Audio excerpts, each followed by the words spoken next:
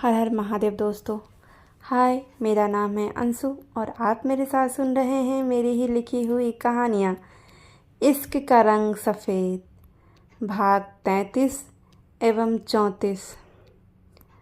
आराधना जी ना जाने किस सच का जिक्र करती है जिसे अरविंद जी तुरंत ही मना कर देते हैं। आराधना, आज के बाद तुम्हारे मुंह से सच जैसे शब्दों का कोई जिक्र नहीं आना चाहिए। जो हमारी ज़िंदगी है वही सबसे बड़ा सच है। लेकिन सच। आराधना, अरविंद जी के आवाज़ में तल्खी आ जाती है। लेकिन इन सब से नीरज दूर होता जा रहा है हमसे। मैं तो चलिए सौतेली माँ हूँ, लेकिन आप तो अपने पिता हैं। आपको कितनी तकलीफ़ होती होगी। अब अगर यही तकलीफ़ मेरे हिस्से में लिखी हुई है और इसी के साथ मुझे जीना है तो सोचकर क्या फ़ायदा। और ख़बरदार, खुद को सौतेला से नवाजा तो। कोई सगी माँ भी अपने संतान से इतना प्यार नहीं करती जितना तुम नीरज से करती हो। और वसुंधरा ने हम दोनों को ऐसे नहीं सौंपा था तुम्हें। तुम्हारे अंदर उसे वो अच्छाई और गुण दिखा था, तभी तुम्हारे हाथों में हम दोनों का डोर देकर गई है उस दुनिया से। लेकिन मैं तो नहीं संभाल पाई ना इस डोर को, नहीं बन पाई ना एक अच्छी माँ, और ना ही शायद आपकी एक अच्छी पत्नी बन पाई। क्यों ऐसी बातें कर रही हो? कभी मैंने तुमसे कोई शिकायत किया है क्या?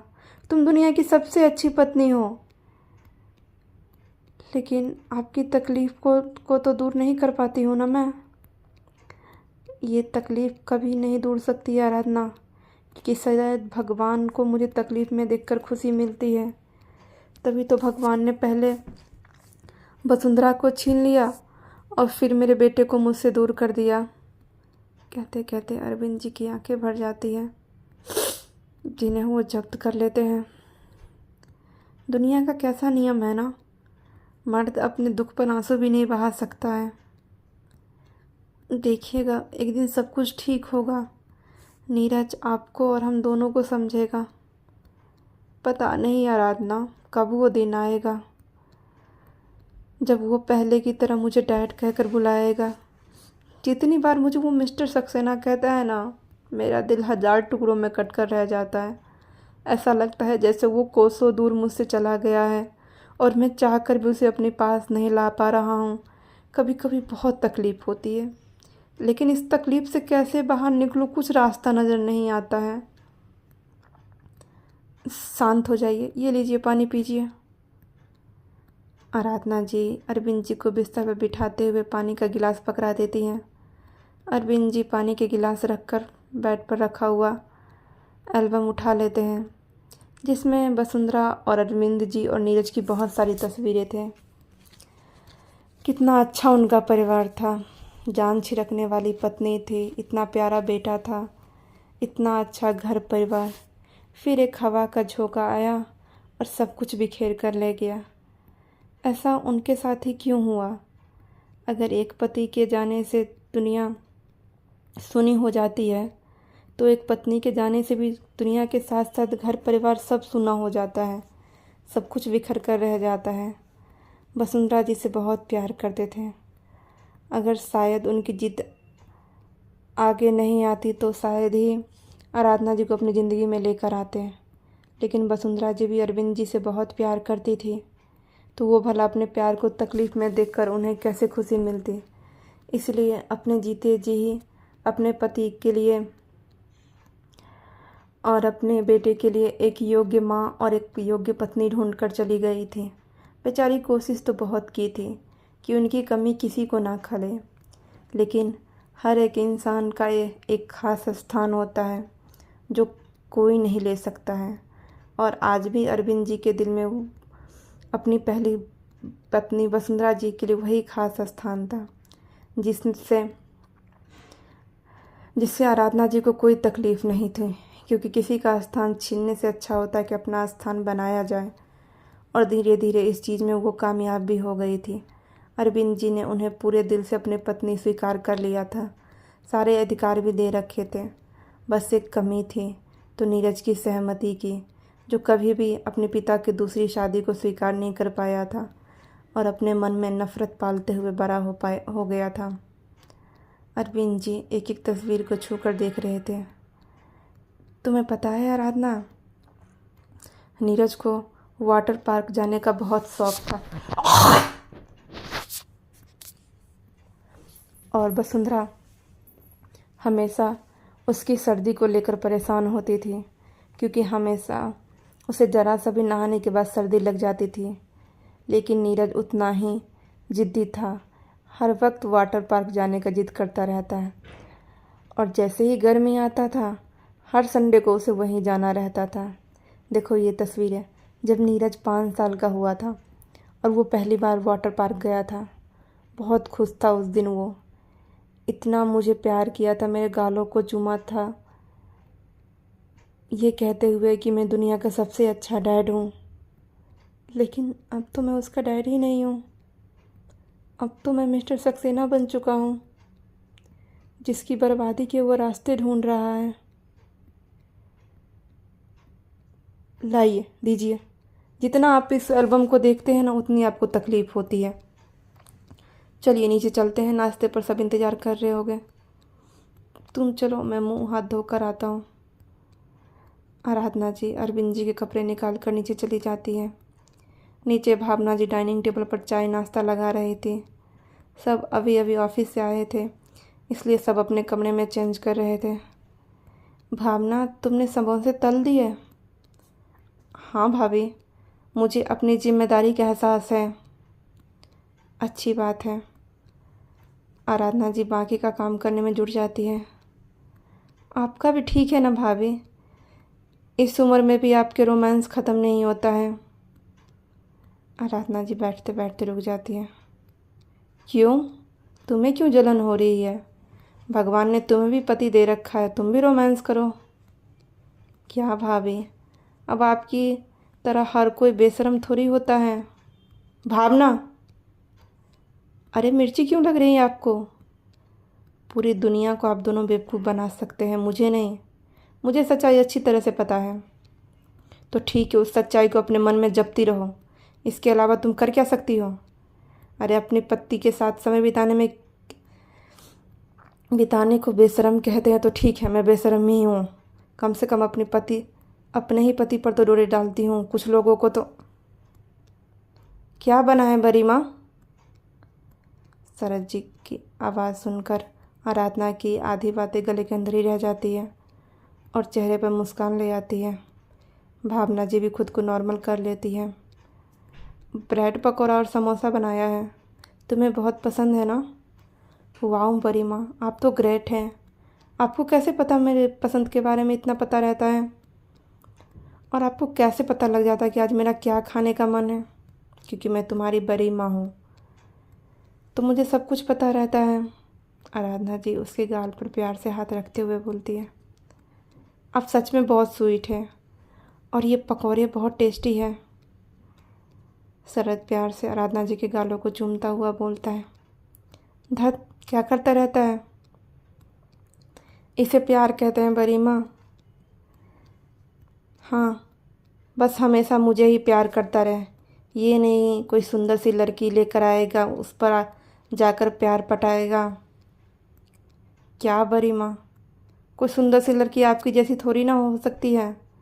आप दुनिया की सबसे सुंदर बड़ी माँ हैं। आराधना जी और शरद का प्यार देखकर भावना जी झलबुन उठती है। गुस्से में हाथों को मुट्ठी बांधे हुए कांटे के चम्मच को अपने ही हाथों में चुभा लेती है। मेरा सब कुछ छीनकर आपको चैन से नहीं रहने दूंगी। भावना जी मन ही मन गुस्सा से बरबरा रही थी। आपका भी सुख चैन छीन लूँगी, सब कुछ मेरे हाथ में होगा। ये घर, ये ओहदा, सब चीज़ मेरा है। और नीरज, वो तो मेरे ही हाथ में रहेगा। आखिर छोटी माँ जो हूँ मैं उसकी। दूसरी तरफ 2.5 घंटे बाद नीरज की मीटिंग ख़त्म होती है। अपने कान से हेडफोन निकालता है तो बाहर उसे शोर सुनाई देती है। नीरज झट से लैपटॉप बंद करके कॉरिडोर का सीसीटीवी फुटेज चला देता है। बाहर का सीन देखकर उसकी आंखें हैरानी से भरी हो जाती हैं। लैपटॉप बंद करके अपने चेयर पर से बाहर की तरफ तेज़ी से आता है और दरवाज़ा खोलते ही चिल्ला पड़ता है, क्या हो रहा है यहाँ पर? जो जहाँ थे सब वहीं फ्रीज हो जाते हैं। मैं पूछ रहा हूँ क्या हो रहा है यहाँ पर? ऐसा लग रहा था सबके जुबान में लकवा मार गया है। ईशान भी हैरानी से नीरज को देख रहा था और अपनी हालत को देखता है।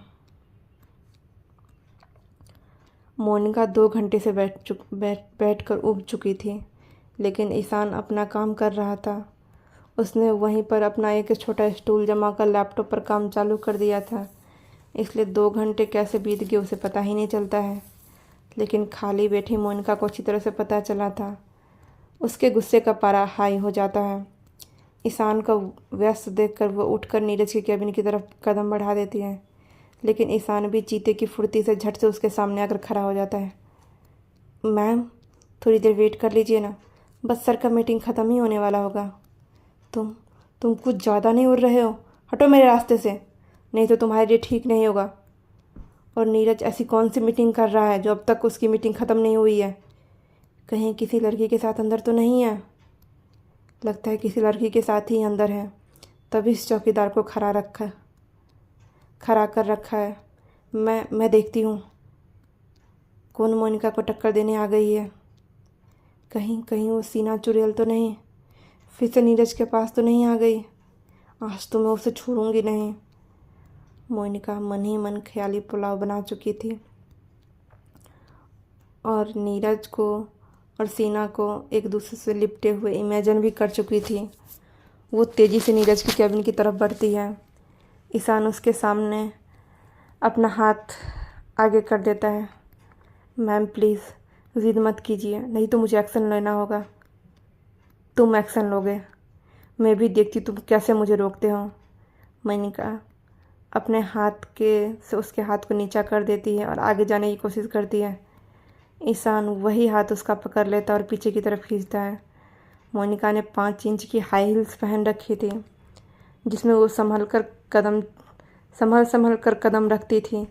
ऐसे अचानक खिंच जाने पर उसके कदम डगमगा जाता है और सैंडल स्लिप कर जाता है और वो धड़ाम से नीचे गिर जाती है। सब मोनिका को गिरते हुए देखकर अपने मुंह पर हाथ रख लेते हैं। ईशान भी अचंभा हो जाता है। वो तो बस हल्का सा पीछे खींचा था, ये लड़की कैसे गिर गई?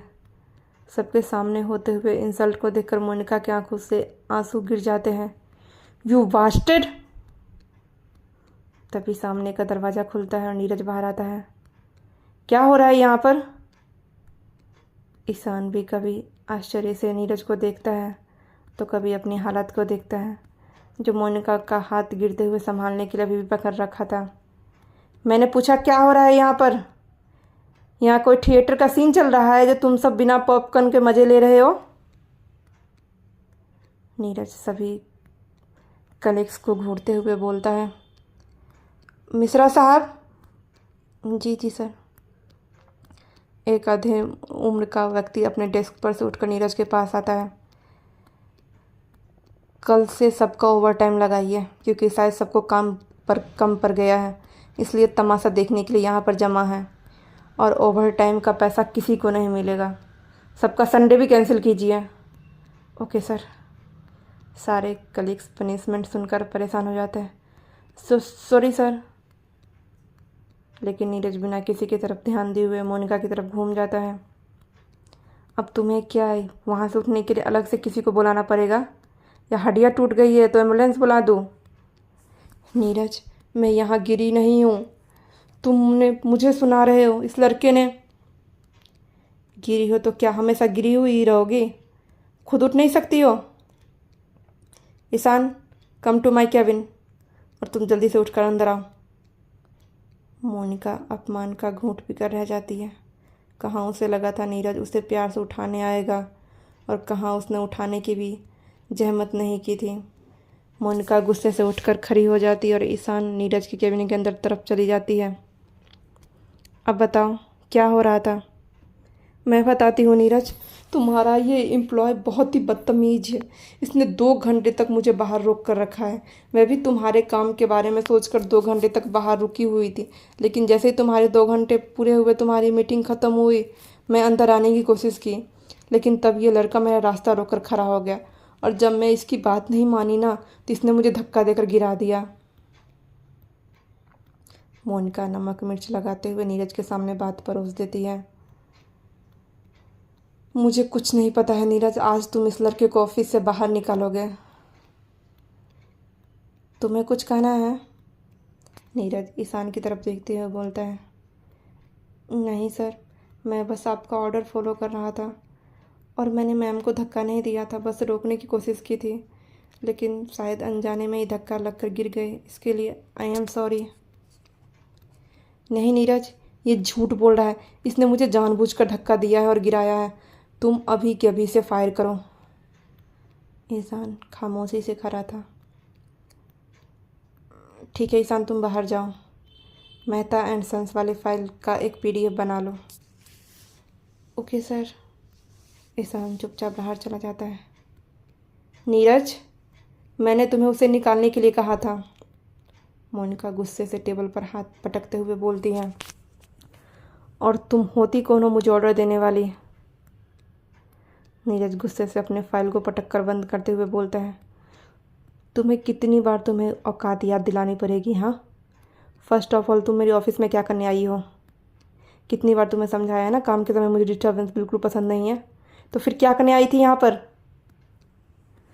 नीरज, तुम उस लड़के को सुनाने की बजाय मुझे सुना रहे हो। तुम जानते नहीं उसने मेरे साथ क्या किया है। मुझे रखा है, मुझे यानी तुम्हारी गर्लफ्रेंड को। किसने कहा कि तुम मेरी गर्लफ्रेंड हो? क्या मैंने तुम्हें कभी कहा है? और मेरा पूरा ऑफिस सीसीटीवी कैमरा के अंदर है। कहाँ पर क्या चलता है वो मुझे अच्छी तरह से पता होता है। और केबिन के बाहर भी क्या चल रहा था ना, मैंने अच्छी तरह से देखा है। इसलिए उस लड़के पर झूठा इल्ज़ाम लगाने की कुछ सोचना भी मत। इंसान को समझने के लिए कुछ वक्त ही काफ़ी होता है, और मैं उसे भी अच्छी तरह समझता हूँ और तुम्हें भी। इसलिए आइंदा घटिया बातें और घटिया आंसू मुझे दिखाने की कोशिश मत करना, क्योंकि अब मगरमच्छ के आंसुओं से मुझे सख्त नफरत है। इन आंसुओं को देखकर मेरे अंदर दया की नहीं, गुस्से की भावना जगती है। कभी भी आंसू दिखाकर मुझे ब्लैकमेल करने की कोशिश मत करना। अब जाओ यहाँ से, नहीं तो धक्के मारकर निकालूंगा। तुम्हारे बाप को पसंद नहीं आएगा। नीरज, तुम ठीक नहीं कर रहे हो। हमेशा मेरी इंसल्ट करते हो। तो ऐसी काम क्यों करती हो हमेशा?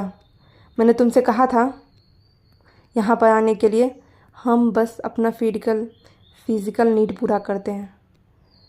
तुम पता नहीं खुद को क्या समझने लग जाती हो और अजीब अजीब तरह के रिलेशन बनाने लग जाती हो। मैं ये फालतू का रिलेशन बनाने के लिए नहीं जी रहा हूँ। मेरा मकसद अलग है, मेरा जुनून अलग है, समझी तुम?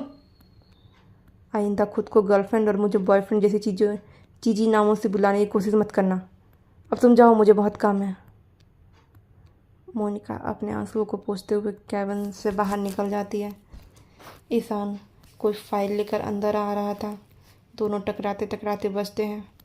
मोनिका उसे जलती हुई आंखों से देखते हुए अपने रास्ते चली जाती है। ईशान भी एक नज़र देखते हुए नीरज के केबिन की तरफ बढ़ जाता है। हर हर महादेव दोस्तों। तो कैसा लगा आज का भाग, बताइएगा ज़रूर। Thank you.